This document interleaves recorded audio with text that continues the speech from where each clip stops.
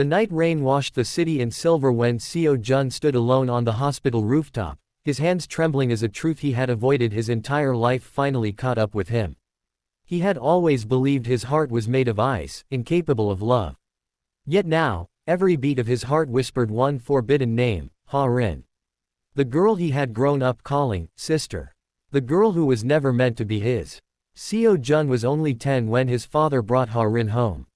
She was a thin, silent child with frightened eyes, holding a small bag and a past she refused to talk about. His father said she was the daughter of a deceased friend and that from today onward, she would live with them as family. Seo-jun didn't argue. He never did. Even as a child, he was cold, distant, and painfully mature for his age. He kept his emotions locked away, believing attachment only led to pain. Ha-rin, on the other hand, was warmth itself.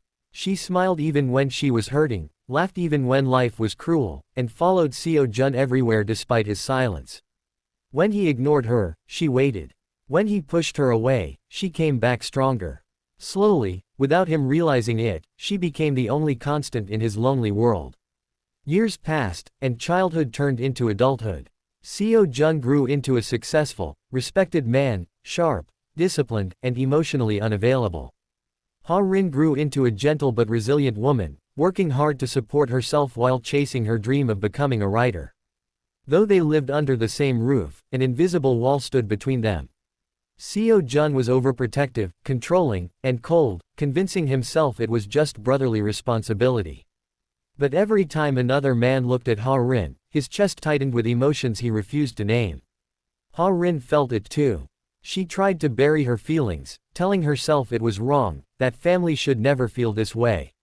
She dated other men, forcing smiles while her heart stayed elsewhere. Each failed relationship hurt Seo-jun more than he admitted, yet he never stopped her. He believed he didn't have the right. Everything changed the day their father collapsed. In the chaos of hospital corridors and whispered prayers, a hidden truth surfaced. A long-forgotten document revealed Ha-rin was never legally adopted. She was placed with their family temporarily after a tragic accident, but paperwork was never completed. There was no blood relation. No legal tie. Only years of shared memories. The truth shattered both of them. Relief mixed with guilt. Hope tangled with fear. Seo-jun pulled away completely, convinced he had already ruined her life by staying silent. Ha-rin confronted him for the first time, tears streaming as she demanded honesty.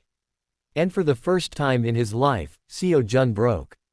He confessed how he had loved her quietly for years, how he hated himself for it, how he believed he was protecting her by denying his own heart.